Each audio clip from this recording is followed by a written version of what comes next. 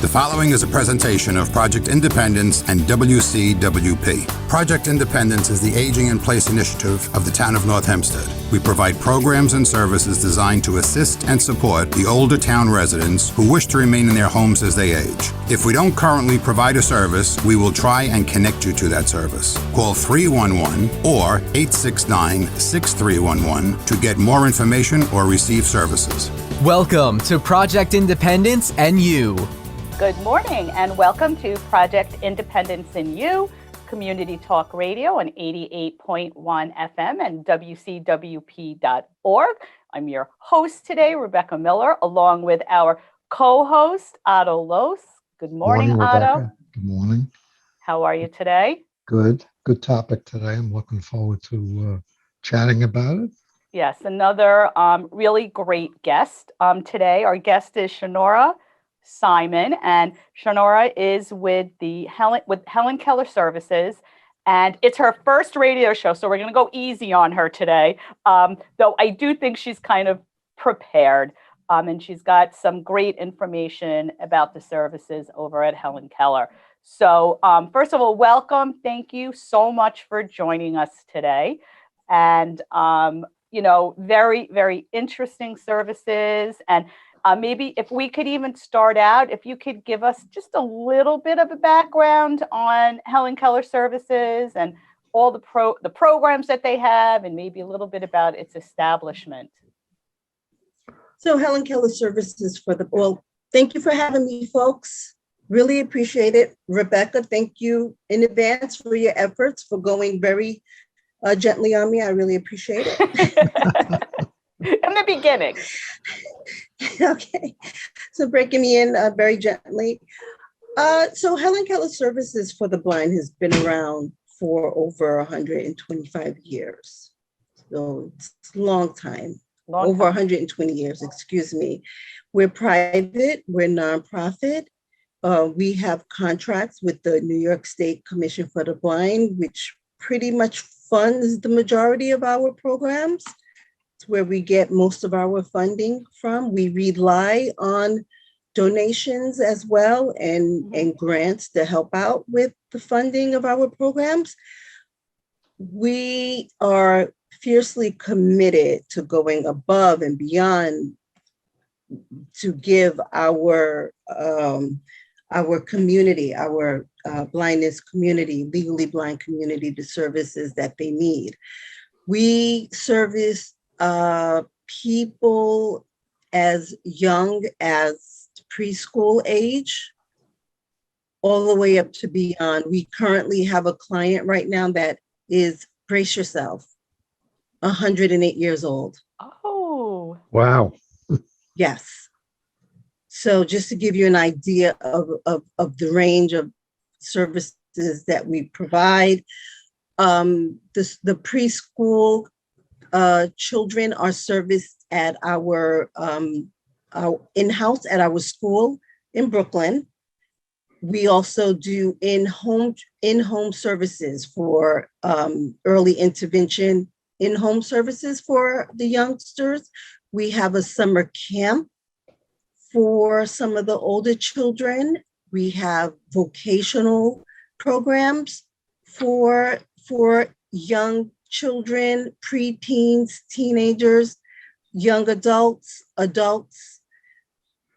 technology programs for novices, more advanced technology programs, vocational programs, mobility training, vision rehab therapy, which is really a fancy way of saying adaptive living skills and daily living skills, low vision services. We do it all. Charnora, we do it all. Yes, sir. You're the coordinator of the adaptive living program specifically geared to people 55 and over. That's correct. Yeah, okay. Might I add, specifically geared to people 55 and older who have no designs on going to work. Oh. So there are a lot of people who are 55 and older who are still very much engaged in the workforce. Those are not the people in my program, but we do have services for those people as well. What would that like? I know a lot of people that are older that either have glaucoma or macular degeneration, and they were able to see for the better part of their life, and all of a sudden, something like that hits them, and they Yeah. are all of a sudden things that we take for granted every day become a major hurdle, if you will. Like reading a newspaper or a book or watching TV or making a telephone call or whatever. What, like this program that you're involved with, where does that fit into this kind of world? Like, what do you do actually?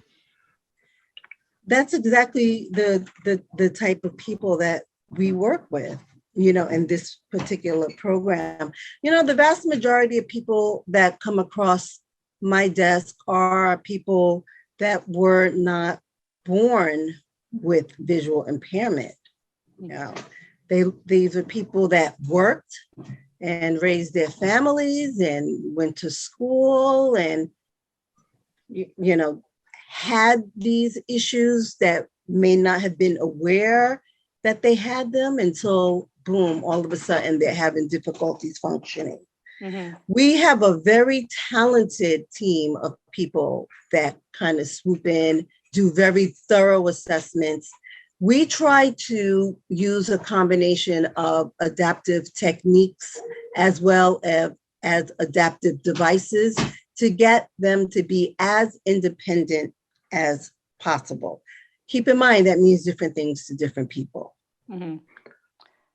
Obviously. How about describing like I unfortunately know a number of people who are in that category, and I think as you get older, if you live long enough, you're going to see people in that category. How do I qualify first of all? What makes me a candidate to be able to take benefit of your services? So you have to be considered legally blind. So many people are under the impression that when you're blind, you can either see or you can't. And it's just as black or white as that. Either you can see or you can't. The concept of legal blindness is one that many people are not aware of. Blindness is a huge spectrum, and legal blindness, what exactly does it mean? There's a definition that is it's just such a huge spectrum. So in other words, 2200 is the benchmark that's used, right? If your vision is 2200 or worse, with your best correction, in other words, with your best pair of glasses, your best pair of contacts in your best eye, 2200 or worse, you're considered legally blind. And really, in the grand scheme of things, what does that mean? The government had to put a number on it so that we can figure out who we can offer entitlements to, right? Mm-hmm. But it's a huge spectrum, right?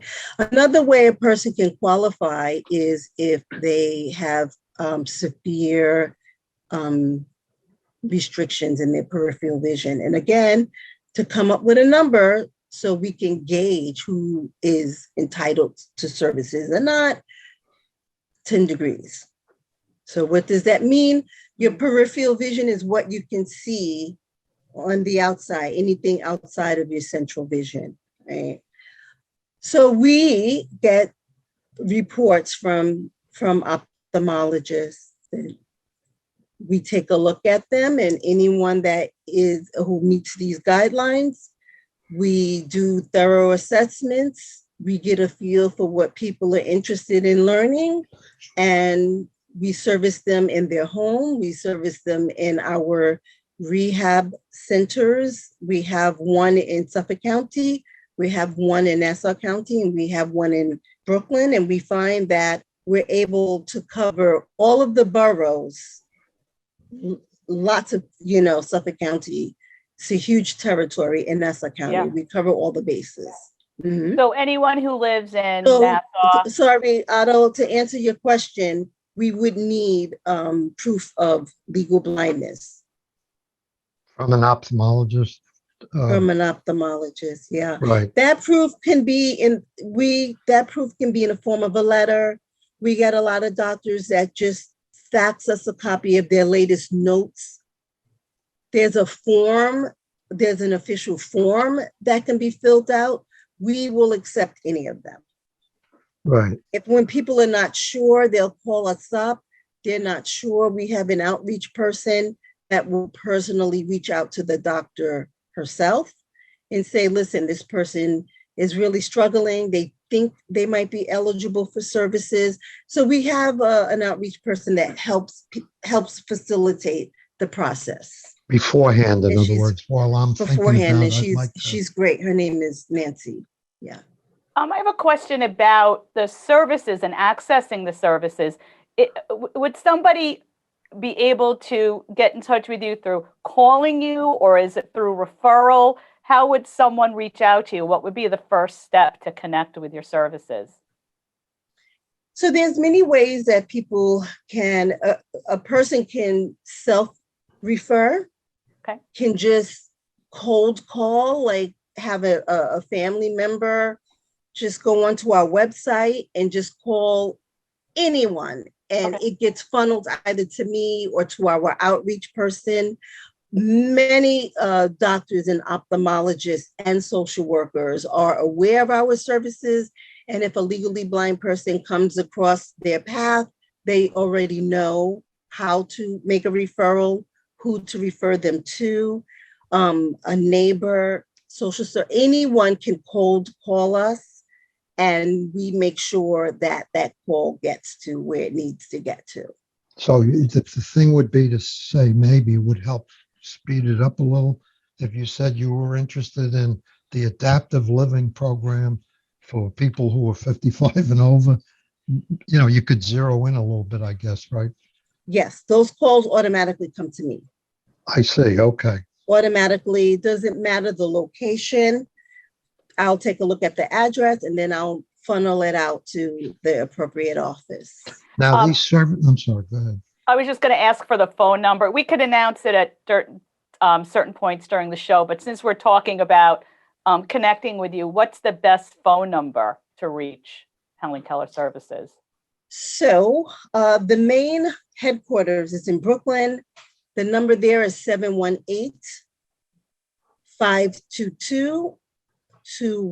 718-522-2122. And my extension is 2276. The Hempstead office, which is Net Services Nassau County, the telephone number is 516-485-1234. And the person should ask for Nancy. Okay. We also And have a call during center. the next segment, I will get back to you with an extension. Okay, thank And you. I would call either the Brooklyn office or the Hempstead office because those two locations have full-time receptionists that could field the calls. Okay, and anybody that's listening to the show can always call our 311 call center, and we'll be happy to give them the phone number too. So if you didn't get everything now, just give 516-869-6311 a call, and we'll be happy to get the phone number. Where do the services primarily, suppose like me, I live in New Hyde Park, where would the services take place for me or anybody, depending on where they live, I guess, right? Right. So everyone has an option of receiving services in home. There are circumstances where people would prefer if someone did not come to their home. And we understand that they can receive the services in our centers, in our office as well. I want to add low vision services, no matter what location where you live. Low vision services are always done in the low vision clinics. So the doctor is not going to come to your home, to clarify that. Where is that? So we have a low vision clinic in Islandia, which is in Suffolk County. We have a low vision clinic in Hempstead, which is in Nassau County, and we have a low vision clinic in Brooklyn. Right. And let's say now we can get more into the detail of what the program entails, but let's say now you're in the program. How often if you're in the program where you're going to go there, how long would the day be and how often would you go? So it depends on the person. It depends on their stamina. It depends on the task that they are working on that particular day. I can tell you mobility, depending on what they're doing, could be an hour or more too, depending on what they're working on for the day. I find that with the out program, sessions are generally 1 hour sessions. Right. The clinic, the low vision services are usually 1 hour sessions. That's meeting with the doctor. I failed to mention earlier on in this segment when we were talking about the overall services that we provide, I failed to mention that we also offer social casework services. Amazing social casework services, in fact. I left that out earlier. So generally 1 hour sessions with social casework, depending on what's going on, it could be a little longer. And with mobility, depending on what's going on, it can be a little longer, but general rule, 1 hour. Before I forget, I know we have to take a break. Do you pay for that, or we can cover that after the break? We'll come back to that because Yeah. we want to learn about if you take insurance and how that all works. We Sure. have to take a quick break. You're listening to Project Independence in You, Community Talk Radio on 88.1 FM and WCWP.org. We will be right back with our guest, Charnora Simon. We'll be right back. Take WCWP with you wherever you go with the WCWP app. Listen live 24/7 to all of our streams, all from one app. Plus, call the studios directly from the app and visit our social media. Download the app through the iOS App Store on Apple devices or the Google Play Store on Android by searching WCWP Radio, or visit WCWP.org for links. The WCWP app, available now on iOS and Android devices. Welcome back to Project Independence in You on 88.1 FM and WCWP.org. I'm your host for today, Rebecca Miller, along with co-host Otto Lohse, and of course our fabulous radio show producer, Kristina who brings great guests to the show every week, including the guests that we have today. We're so happy to have you with us, Charnora, talking all about the Helen Keller services. It's amazing how many services you provide, and so good to know that there are access points on Long Island, Brooklyn, and it's really just a phone call away, and you are just so incredibly well informed. It's really amazing to listen to you. And You. I know that before we went to break, we had a question about insurance and payment, but I'm so interested to hear all about the adaptive and assistive devices and how technology has changed over the years, and how where we're at now compared to the past, because there's so many advances and it happens so quickly in so many instances. But so if somebody is interested, if somebody can access your services, is there do you guys accept insurance? Is there any plans like that? So we don't accept private insurance of any kind. The reason why we must insist on a person providing proof of blindness or proof of legal blindness is because once we have that, they can be sponsored by the New York State Commission for the Blind for the service.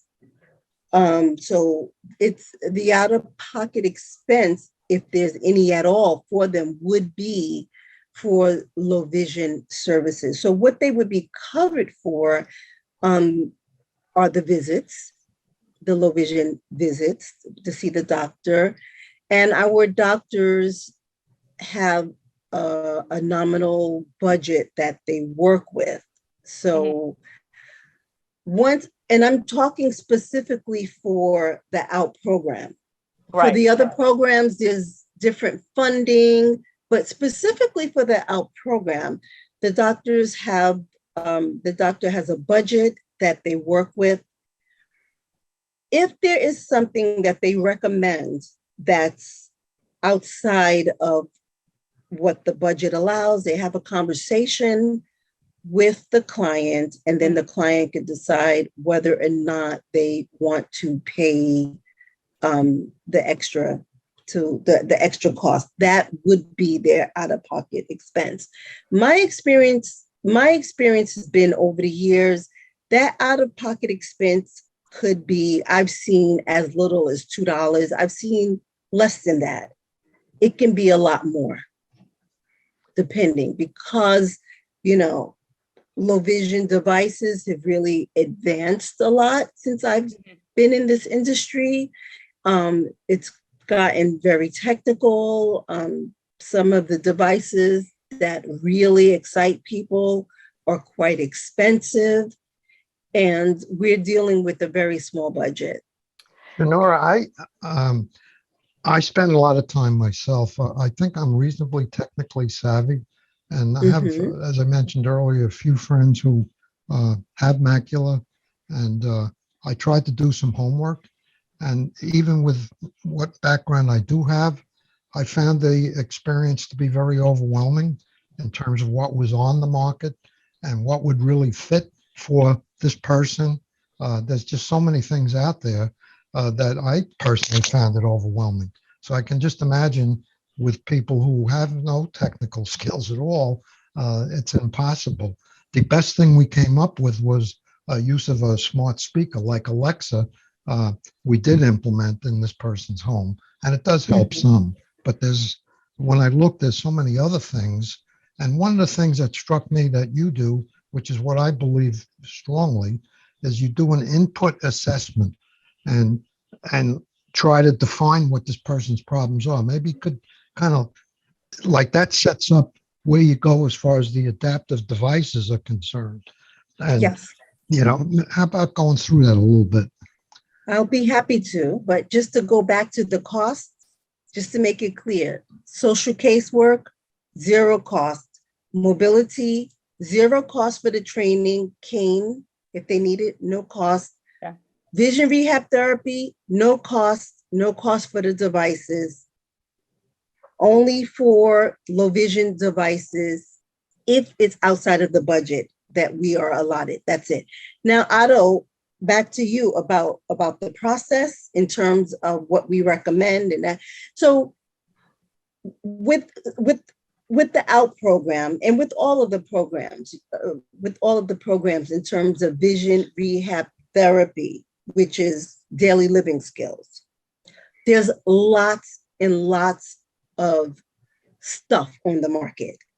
And you're right, Otto, it can be very overwhelming because they're constantly coming up with new stuff.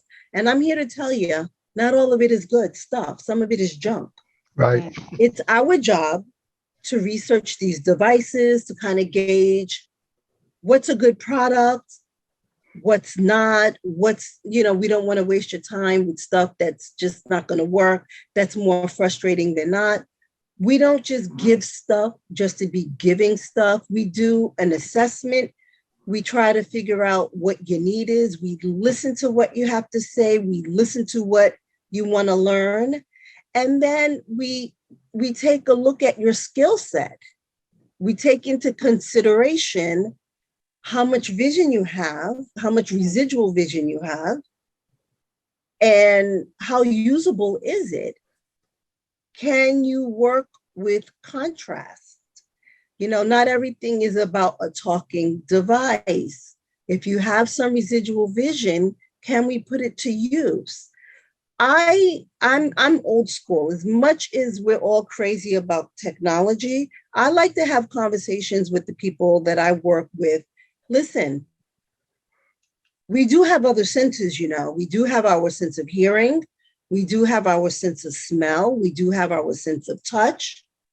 So let's utilize our other senses while we work through trying to get you to be independent.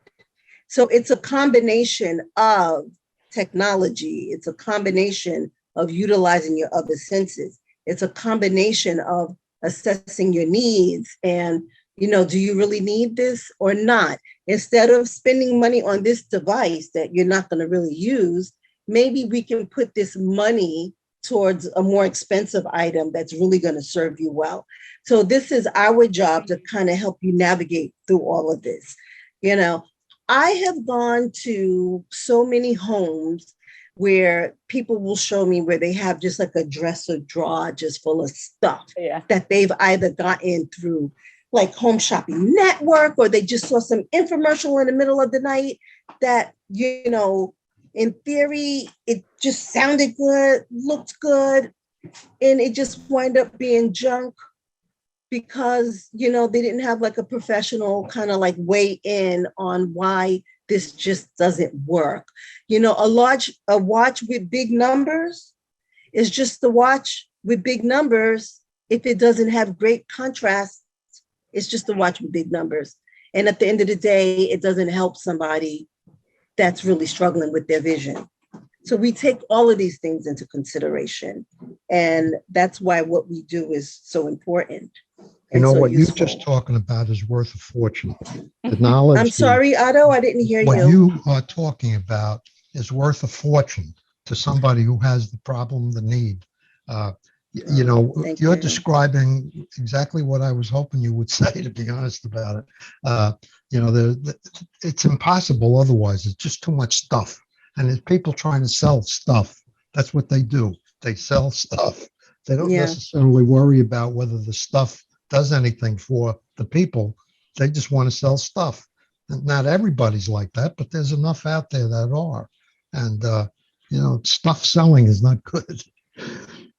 Yeah, you know, I also would like to add that I believe sometimes people are afraid to seek out our help because they're afraid of the word blind.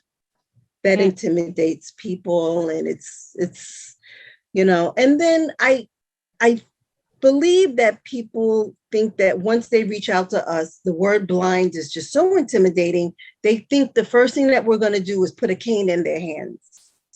And we don't do that either. We assess people to see if they need one.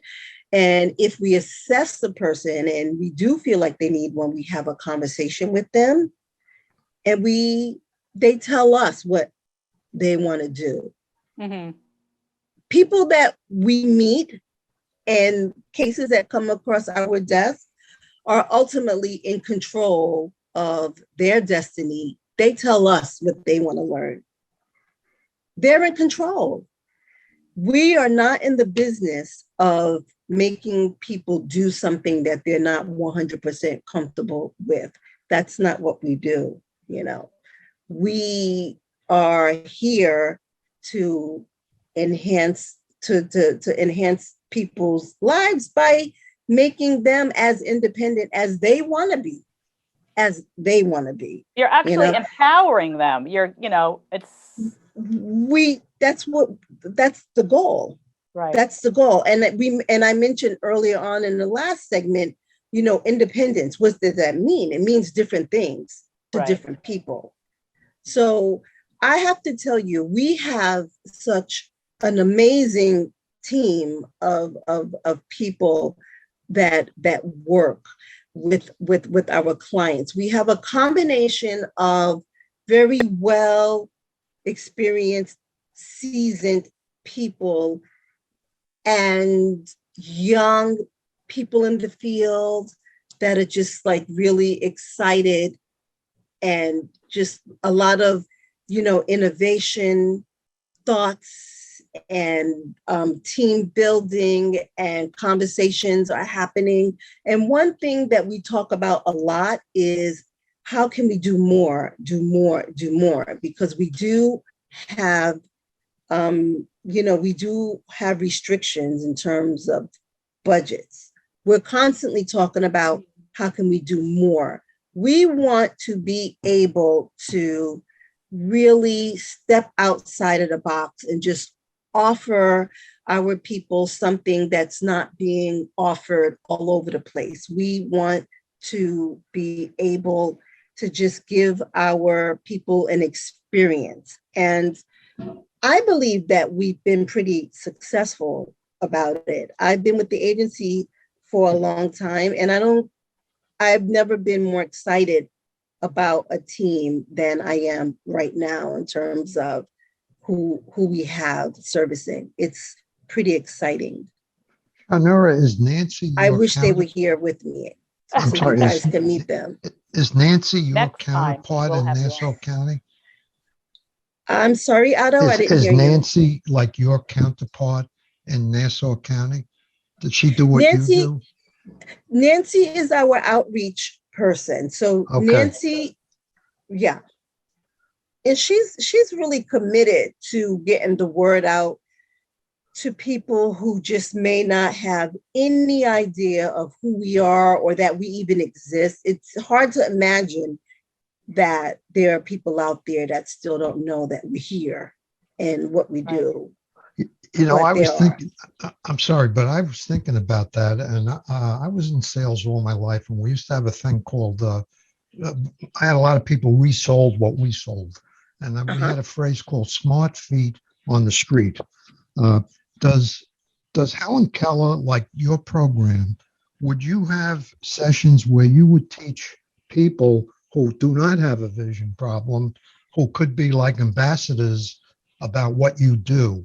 You know what I'm saying? In other words, you give them a good package or an overview in an hour or 2 hours, whatever it takes, about Helen Keller services, specifically for what the area we're talking about, you know, adaptive living program, 55 and over, where they would come in and they would be taught about what's legally blind and, you know, just the basics, in other words, so you could know enough that you could guide people to Helen Keller.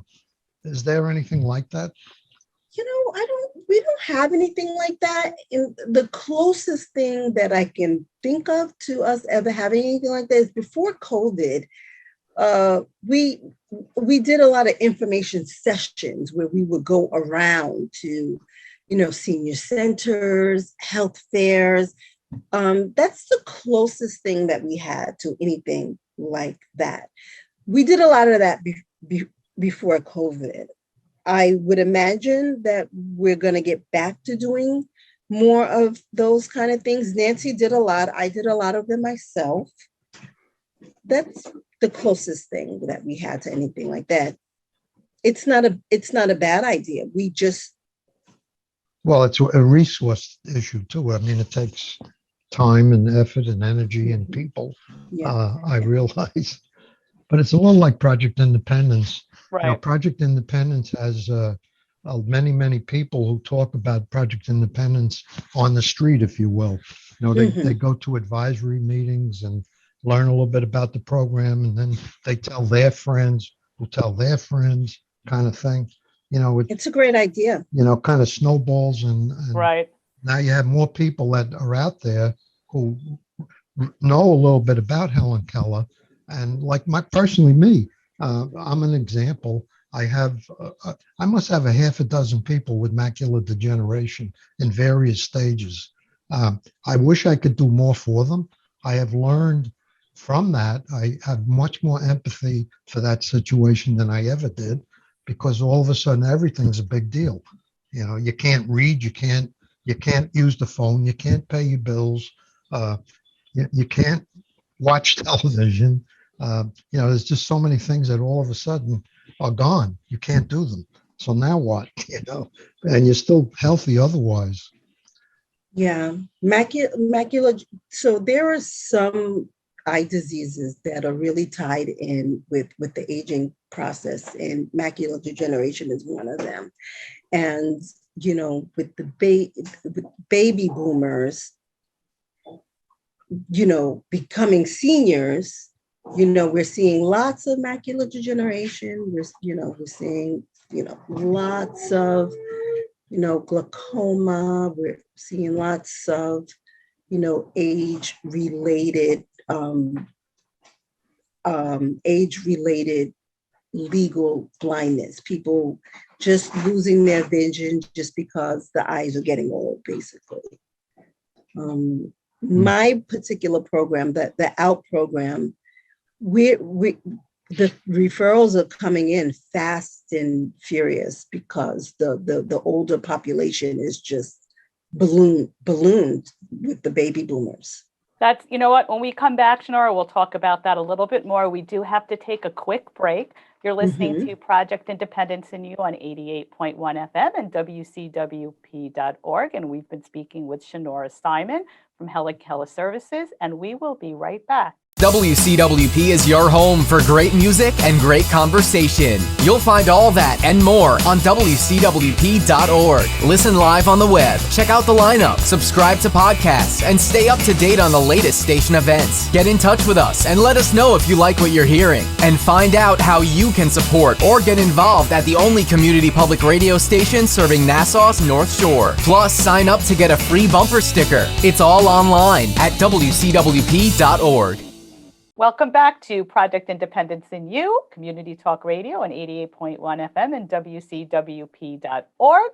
We're talking with Charnora Simon from Helen Keller Services. And Charnora, just amazing information, and you're so well versed, and I can hear it's in you. It is like in you, the services, your understanding, your empathy, your experience.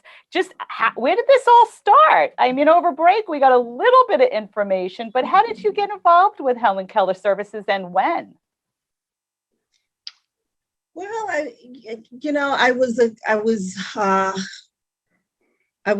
young. I was 19, and I was kind of just looking for a summer job. My mom actually worked with someone that worked at Helen Keller. And they said, hey, they're looking for somebody just for the summer, what's Charnora doing? And my mom was like, So, I worked there. It was just supposed to be for the summer. I was job coaching, and I just really fell in love with the agency, and I just fell in love with the work. They must have liked me because at the end of the summer, they said, there's a new program starting and we need people to work, and the rest is history. I just never left. I came for the summer and I never left, honestly.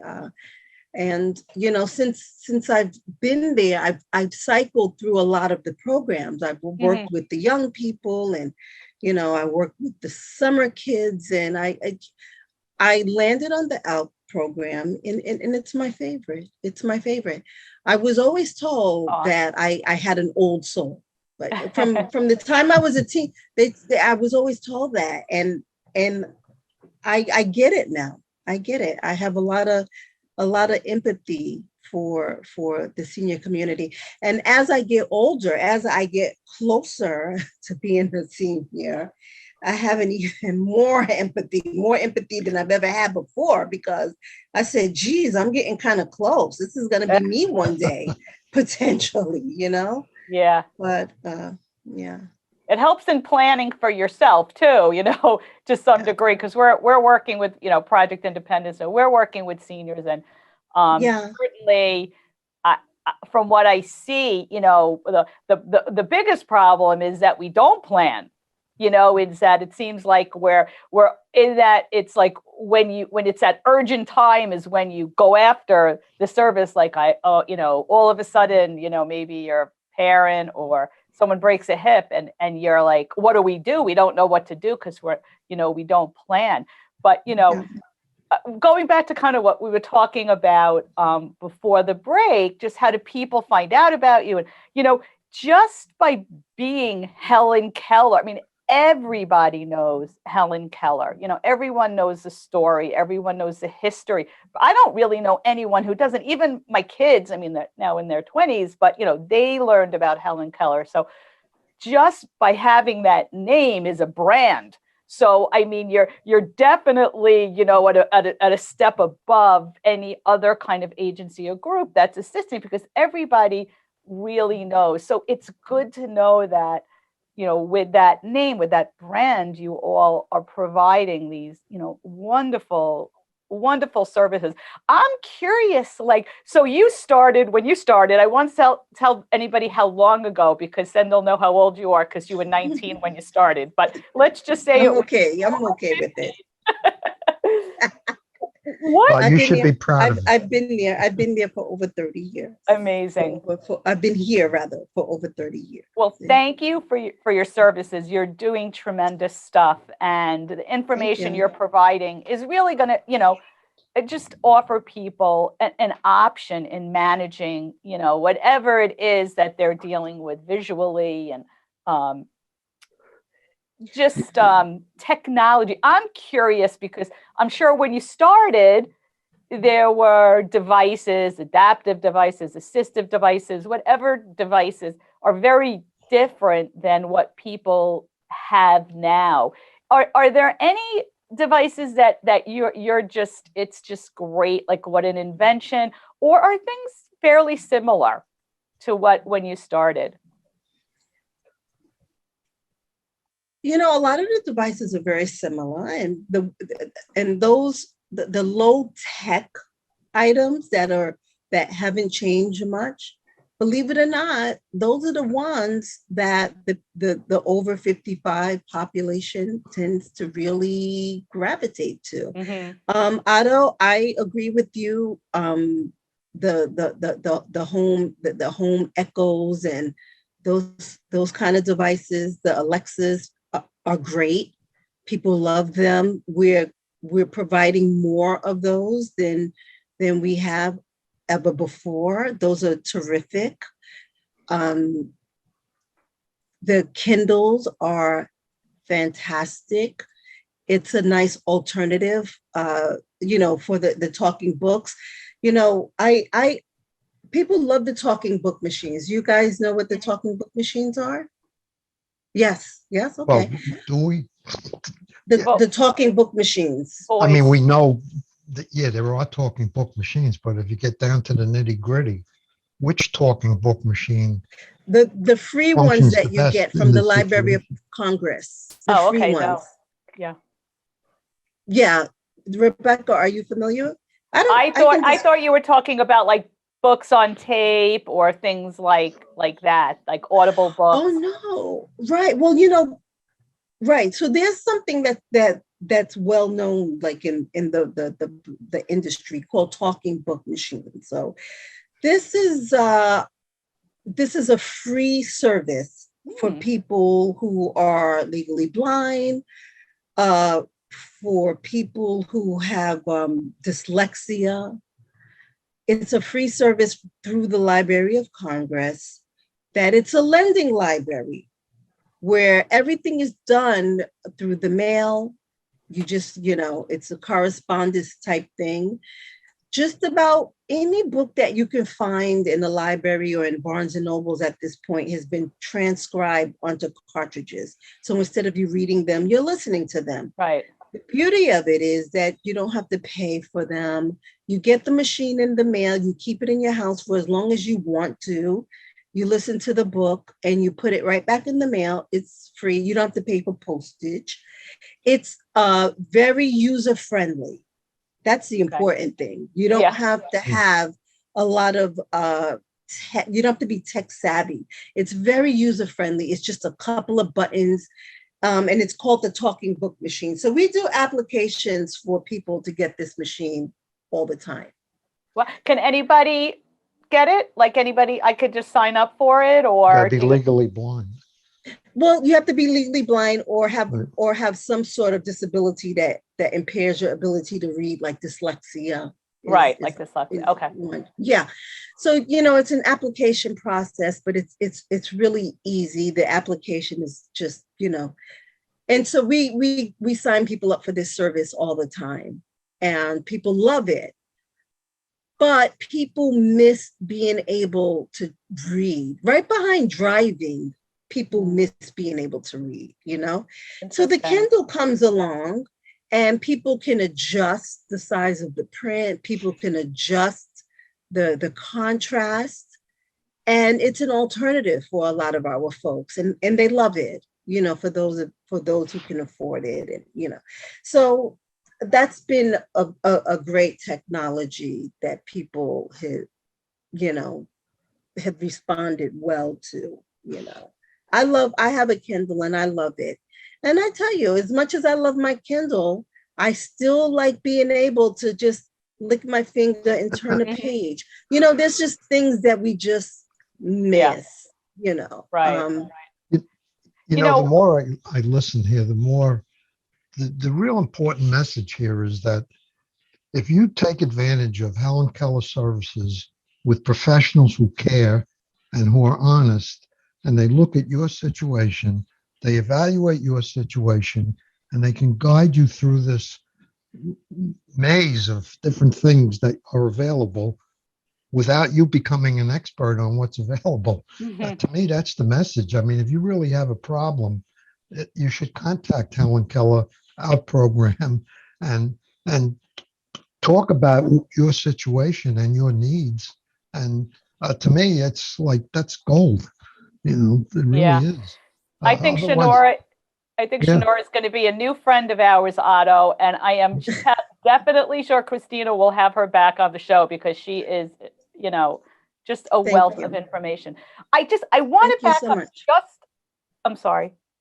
I want to just back up a little bit. We've been talking about low vision, glaucoma, all these different varieties of vision issues. And most people may know what the differences are, but a lot of people may not. So, you know, we've heard the term low vision. What exactly is low vision? Are you able to give us a little bit of information or details on low vision? So keep in mind, folks, I'm not a doctor, right? You know, but I can give you. So we've established that legally blind is 2,200, right? And so we have simulators, which are goggles that you put over your eyes, where it kind of, you know, gives you an idea of what it would look like to be walking around with 2,200 vision. And it's like, okay, this is challenging. Low vision is a little better than 20/80 could be considered low vision, but let's not confuse low vision with the service, low vision services. It's two different things. Low vision, the terminology, and low vision services. Is that making sense, or is that confusing? Well, so 2,200 is considered legally blind. Right. 20/80 can be considered having low vision, but not being legally blind. Right. Low vision services is an optometrist that specializes in servicing people with severe, you know, vision impairments. So a lot of times a person will go to an optometrist and their vision is so poor that, you know, the type of magnification that they need is outside of the realm of what a typical optometrist would work with. That's where low vision specialists will come in. And then that's what's called low vision services. They have it's a specialty service. How do you find, like I've heard this phrase before, how do you find a low vision specialist? You know, do you you're looking on the internet and go low vision specialist, or? I mean, I suppose you can. From what I understand, the reason why being able to go to an agency for the blind and get low vision services is because, from what I understand, not all insurances cover low vision services. It's a specialty service. So to be able to come to a place like Helen Keller Services for the Blind and get low vision services and be sponsored by the commission is a big deal.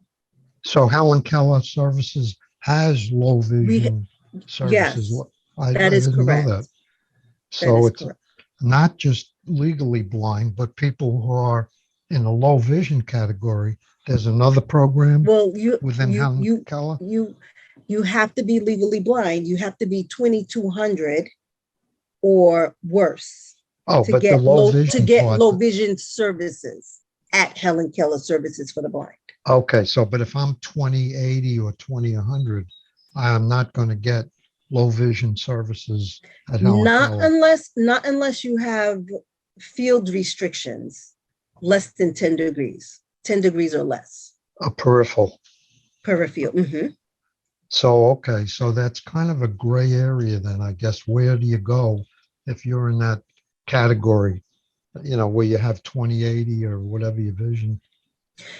If the truth of the matter is, if you have 2070 vision or 2080, chances are you can see a regular optometrist and be pretty happy with the service that you get.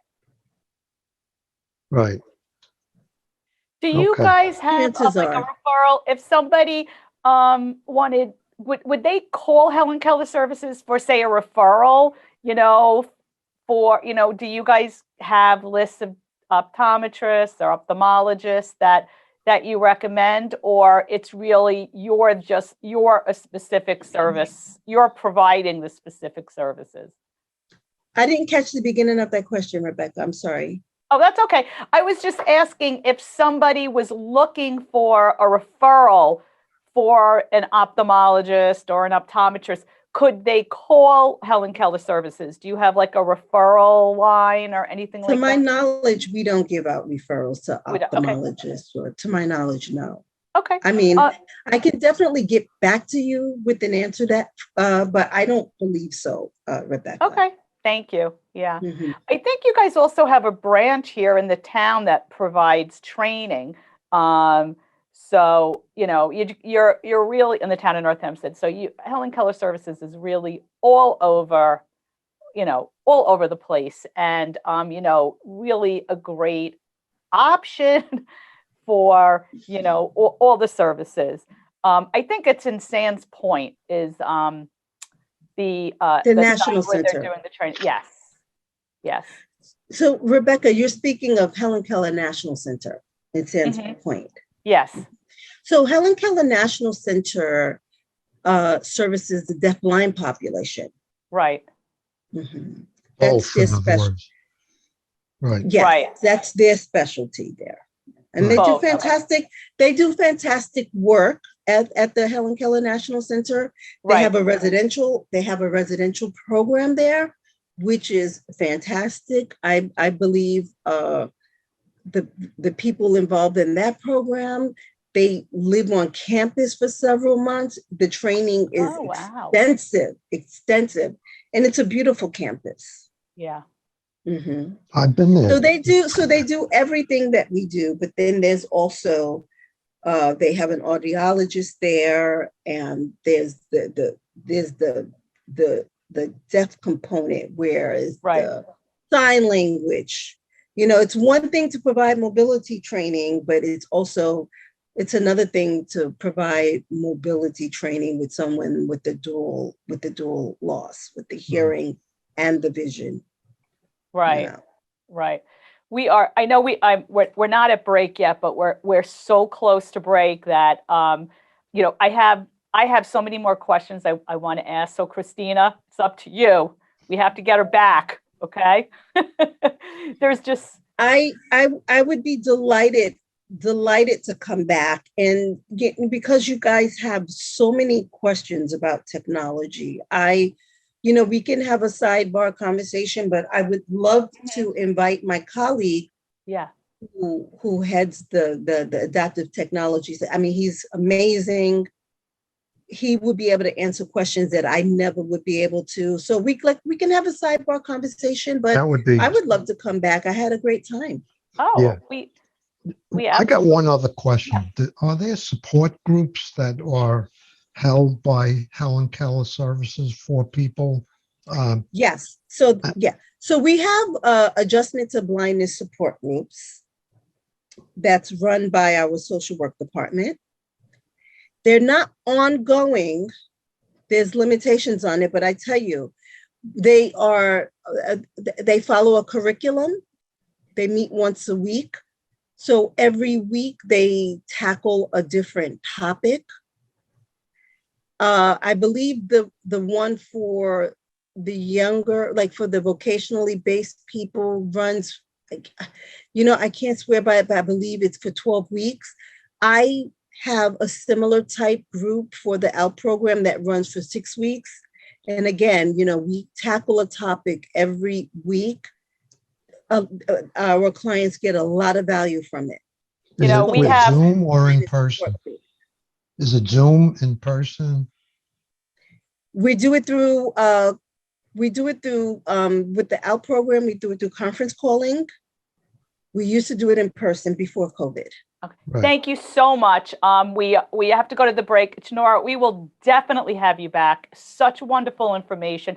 Really, we can't just open the door to the mental health component. That would probably be a whole nother show too. So much appreciate your participation in Project Independence and you. I really appreciate the invitation. I love sharing this information with you guys. I had a terrific time, and anytime you want me back, just let me know. We'll arrange it.